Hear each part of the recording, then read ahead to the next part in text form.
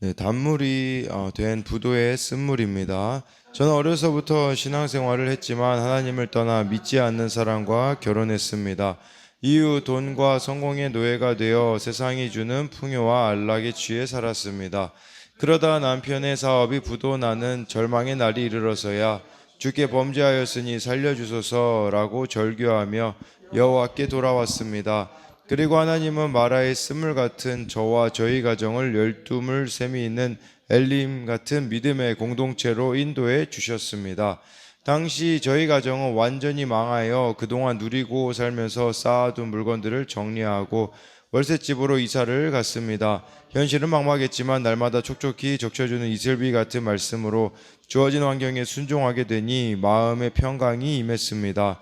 그러나 큰아들 아버지의 부도로 힘든 청소년기를 보내고 어린 나이에 자수성가하여 적잖은 돈을 벌게 되자 요식업계의 성공 신화를 꿈꾸며 자기 능력이 우상이 되어 살았습니다. 그러다 아들이 운영하는 매장의 배달 직원이 오토바이 사고로 사망하는 사건이 발생했습니다. 인간 승리를 외치며 불신앙 가운데 살던 아들은 그제야 주의 이름을 부르며 하나님께 무릎을 꿇었습니다. 남편과 저는 아들의 연약함을 끌어안고 아들이 하던 사업을 함께 정리해 나갔습니다. 이미 남편의 부도 사건을 겪었지만 아들의 부도를 지켜보는 것은 제게 더 고통스러웠습니다. 그러나 그동안 들은 말씀과 공동체의 권면 덕분에 손해를 감수하며 온 가족이 빚 갚는 적용을 하다 보니 사업은 순적히 정리되었습니다. 이후 아들은 믿음의 공동체에 속해 말씀의 인도를 받으며 사업을 재개했습니다. 그리고 지금은 요식업 분야에서 한 가지 아이템을 개발하여 땀 흘리며 몸으로 수고하는 일을 마다하지 않고 열심히 일하고 있습니다. 하지만 저는 또다시 아들이 사업 때문에 영적인 일에 소홀하게 될까봐 새벽마다 아들의 사업장에 나가 육수 끓이는 일을 돕고 있습니다. 그동안 부도의 환경에서도 육신의 안락함을 내려놓지 못했던 저로서는 솔직히 육체 노동이 가장 어려운 일입니다. 근데 적지 않은 나이에 몸으로 수고하는 일의 기쁨을 자녀와 지체들에게 보이게 되었습니다. 이제는 날마다 영육의 십자가를 잘 짐으로 힘든 지체들을 살리는 단물 같은 인생이 살기를 기도합니다. 네, 적용하기입니다. 날마다 새벽에 일어나 육수를 끓이는 일이 육신의 정욕을 이기는 일임을 알고 기쁘게 순종하겠습니다. 토요일 저녁마다 아들에게 안부 전화를 하며 소그룹 모임에 잘 참석하도록 권면하겠습니다. 해서요. 이 단물이 된 부도의 쓴물이라고 하고 있잖아요. 이 부도 사건을 통하여서 결국은 하나님을 이렇게 부르짖게 되었고 또 엘림 같은 믿음의 공동체로 인도함을 받았다고 하잖아요. 또 큰아들도 이렇게 자수성가하는 가정 가운데 배달 직원이 오토바이 사고로 사망하자 하나님께 무릎 꿇게 되었고 또 공동체에 속해 말씀의 인도를 받으며 사업을 이렇게 재개하게 되었다고 하잖아요. 그렇죠. 이것처럼 정말 우리가 이제는 날마다 영육의 십자가를 잘 짊으로 힘든 지체들을 살리는 또 단물 같은 인생이 되어야 한다라는 거예요. 그러니까 우리 인생에 참 쓴물 같은 순간들이 있거든요. 근데 그걸 통하여서 결국은 나중에는 또 단물 같은 인생이 될 수 있는 그런 기회라는 것을 또 잊지 않았으면 좋겠습니다. 네, 오늘은 출애굽기 15장 22절부터 27절까지인데요. 이제 홍해에서 어제 큐티 말씀이 그 구원의 노래를 부르지 않습니까? 근데 진짜 기쁨과 감격은 이제가 진짜라는 거죠. 왜냐하면 가나안으로 가는 광야 여정이 시작이 되었습니다. 우리는 매 순간 뭐 감동으로 이렇게 가득 차기를 원하지만 우리들의 삶은 감동만으로 유지될 수가 없다라는 것을 기억해야 합니다. 정말 이 광야의 시간을 말씀으로 거치며 살아가는 것이 진정한 삶이라고 볼 수가 있는 것이죠. 22절에 모세가 홍해에서 이스라엘을 인도하며 그들이 나와서 수르 광야로 들어가서 거기서 사흘 길을 걸었으나 물을 얻지 못하고 해서요.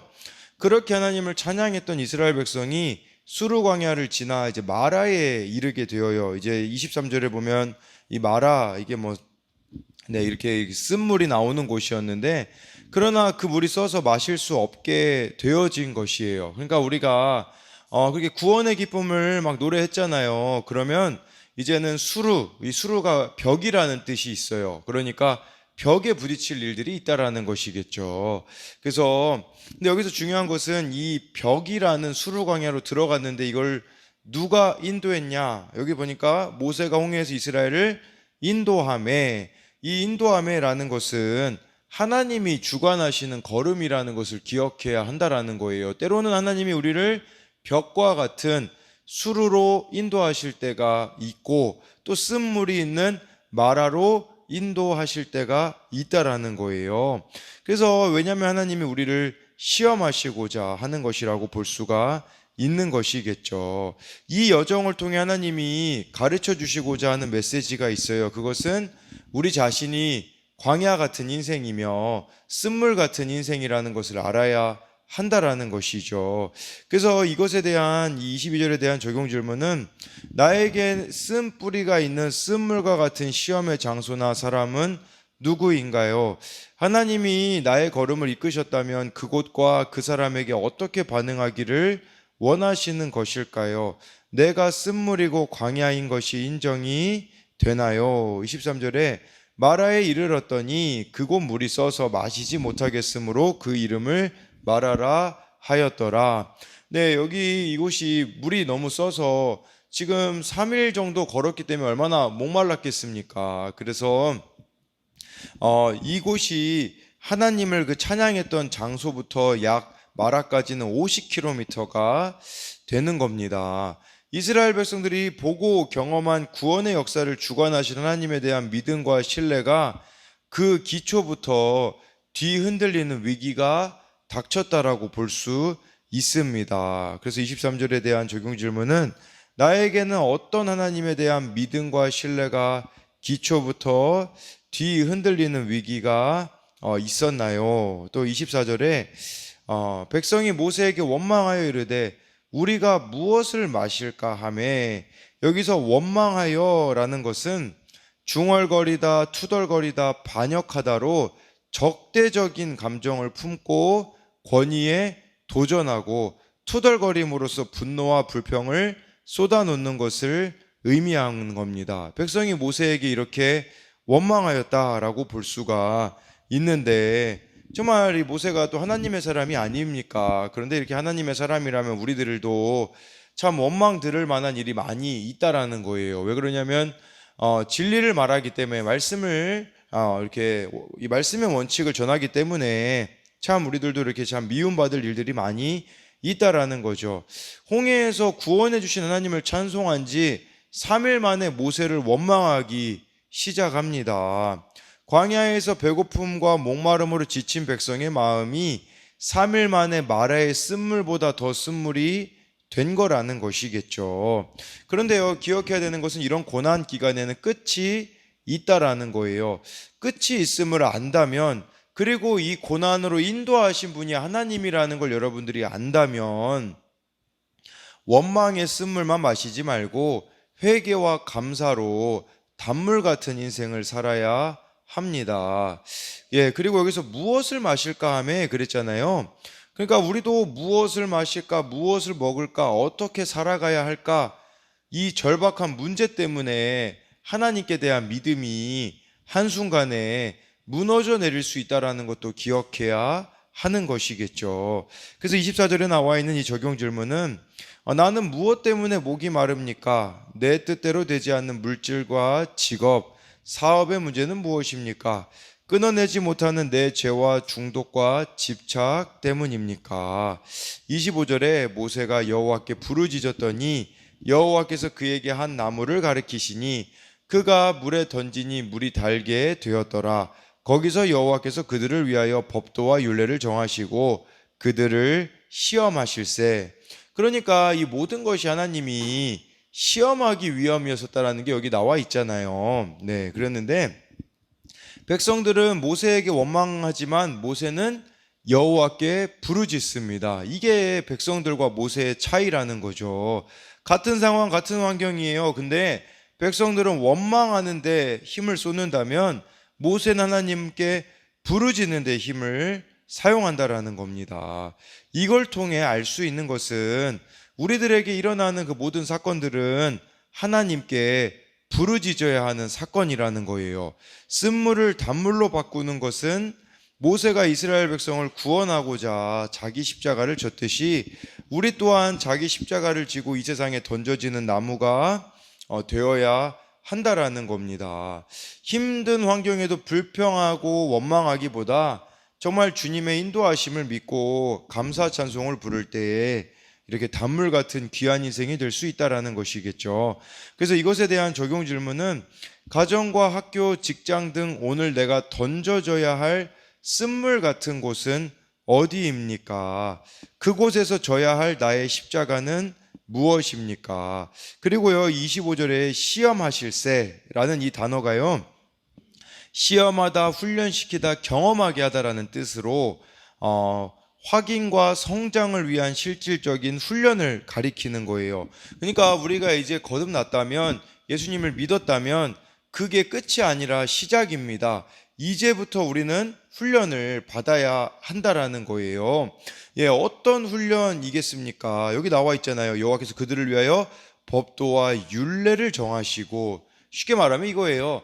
말씀대로 사는지 안 사는지 그거를 이렇게 시험하셨다라고 볼 수가 있는 거거든요. 근데 여러분, 이걸 우리가 알지 못하면 이렇게 믿음과 성장을 위하여 하나님이 이 시험이라는 건 여러분 이게 우리나라 말로는 조금 다 시험이라고 표현을 해가지고 마귀도 막 시험하였다라고 하고 하나님도 시험하였다라고 해가지고 이게 의미가 구별이 안 될 수 있는데, 근데 이걸 헬라어로 보면요, 다른 단어가 쓰였어요. 마귀는 유혹이고요, 이 하나님은 시련을 통하여 믿음의 이 성장을 위하여 주시는 시험이 있다라는 거예요. 근데 하나님은 유혹하시는 분은 아니라는 거죠. 유혹하시는 분은 아니지만, 마귀는 우리를 무너뜨리라고 유혹하겠지만 하나님은 우리들에게 이 시험을 주심으로써 믿음이 자라게 하시고 하나님 백성답게 가르치시고 훈련시키신다라는 겁니다. 그러니까 우리가 살아가면서 만나게 되는 여러 시련, 고난은 우리 믿음의 상태를 보여주는 그 리트머스 종이 시험지라고 여러분들이 생각하시면 되는 거예요. 그래서 이거에 대한 적용 질문은 다른 사람에 대한 원망과 불평과 시기와 질투와 미움이 내 안에 있나요? 아니면 그럴 때마다 하나님께 나아감으로써 시험을 이기고 있나요? 그리고 25절에 한 가지 더 볼 수 있는 것은 무엇이냐면, 이 아무도 마실 수 없는 쓴물에 나무를 던지라고 하잖아요. 이건 무엇을 예표하는 거냐면 예수님의 십자가를 예표하고 있는 겁니다. 그러니까 아무도 마실 수 없는 쓴물 같은 그 인생이었던 나를 위해 예수님이 나무 한 토막처럼 십자가에 던져지신 것이죠. 그것은 예수님의 십자가와 이 예수님의 말씀이 나를 치료하기 위한 것이라는 거예요. 그러니까 여러분들이 진짜 치료되기 원한다면, 회복되기 원한다면 예수님의 십자가와 말씀만 붙들어야 한다라는 거예요. 그러나 세상의 물, 이 마라를 마시면 마실수록 더 갈급해지고 쓸 수밖에 없게 되어지고 문제는 해결되지 않고 더 큰 문제에 봉착할 수밖에 없다라는 거예요. 그러나 예수님의 십자가로부터 나오는 그 생명수는 달아서 모든 갈증을 해결하며 문제를 해결해 준다라는 겁니다. 이거에 대한 적용 질문은 지금 상태에서 무엇이 나를 치료해 줄 수 있을까요?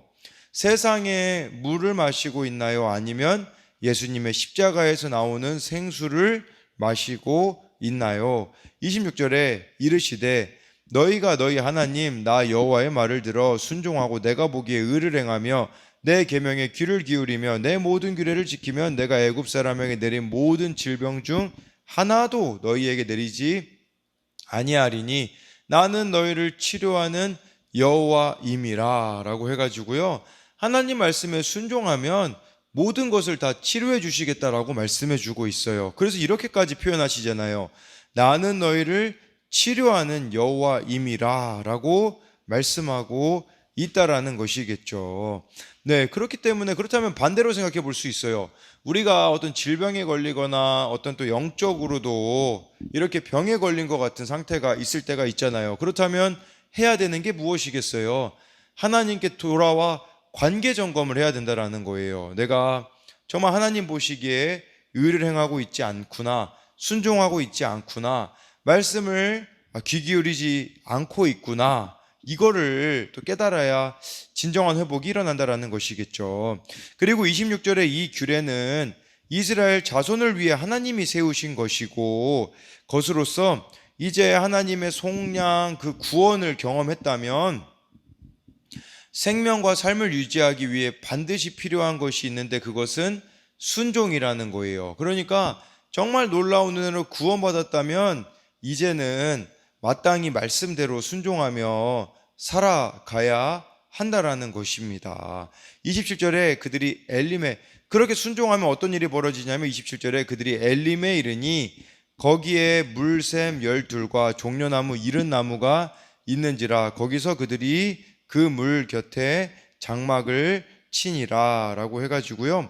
네, 이 엘림은 오아시스라고 볼 수 있거든요. 그러니까 우리가 이렇게 하나님 말씀에 순종하면 하나님은 이 어려움 가운데서 우리를 오아시스로 인도하신다라는 거예요. 여기 보니까 물샘이 12이었고 70그루 종려나무가 있었잖아요. 이 숫자 12랑 70은 성경에서 완전수입니다. 네, 그러니까 정말 하나님이 주시는 참된 평안으로 우리들을 인도하신다라는 것이겠죠. 마라에서 엘림, 이렇게 백성이 걸어간 이 광야의 여정은 이 땅에서 우리가 가야 할 순례의 길을 보여주는 거예요. 우리들에게 아직 마라와 같이 쓴물 같은 존재들이 있다라는 거예요. 그 사람들이 여러분들의 가족이 될 수도 있고, 우리 자신이 될 수도 있고, 또 교회 지체들이 될 수도 있어요. 그것으로 인해 힘겨울 때가 있지만, 그럴 때 모세가 부르짖었던 것처럼 우리가 기도하고 내가 먼저 십자가 지고 순종하면, 내가 먼저 그 나무 조각이 마라 물에 들어가듯이 십자가 지는 순종을 할 때 이제 여기 나와 있는 12물샘과 70그루 종려 나무가 있는 엘림에 이르게 된다라는 겁니다.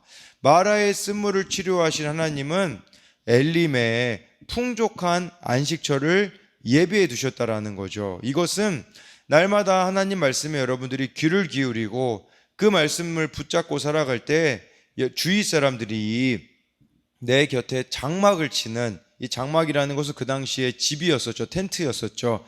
이 장막을 치는 12물샘 같은 인생을 살게 될 것이라는 겁니다. 하나님을 믿고 따른다면 우리들의 삶에 부족한 것이 없다라는 것을 이 엘림을 통해서 우리가 봐야 하는 겁니다. 그래서 이것에 대한 적용 질문은, 물이 풍부하고 장막을 칠 수 있는 엘림에 이르도록 오늘 내가 말씀대로 순종해야 할 일은 무엇입니까? 그리고요, 우리가 이 마라에 대한 것 배웠잖아요. 엘림에 대한 것도 배웠는데, 정말 고통의 시간이라고 할 수 있는, 지금 나는 마라의 시간을 보내고 있나요? 아니면 엘림의 시간을 보내고 있나요? 어느 때이든지 마라든 엘림이든 하나님을 온전히 신뢰하고 있나요? 라고 해서 정말 이 3일 만에 마음이 변해버린 이스라엘 백성들이 우리들의 모습일 수 있다는 것을 잊어서는 안 됩니다. 우리도 어떤 기쁨의 사건들이 있을 때는 하나님 살아계신다라고 하지만, 정작 이 마라 같은 상황들, 쓰디쓴 그런 우리를 힘들게 하는 상황이 주어지면 하나님이 어디 계시냐고 하며 그렇게 원망 불평을 늘어놓는 이스라엘 백성들의 모습이 아니라, 그것이 하나님이 정말 우리가 하나님 말씀대로 사는지 시험하고자 하시는 것임을 깨닫고 하나님께 부르짖음으로써 정말 하나님이 주시는 평안인 엘림에 이르는 여러분들이 되시기를 소망합니다.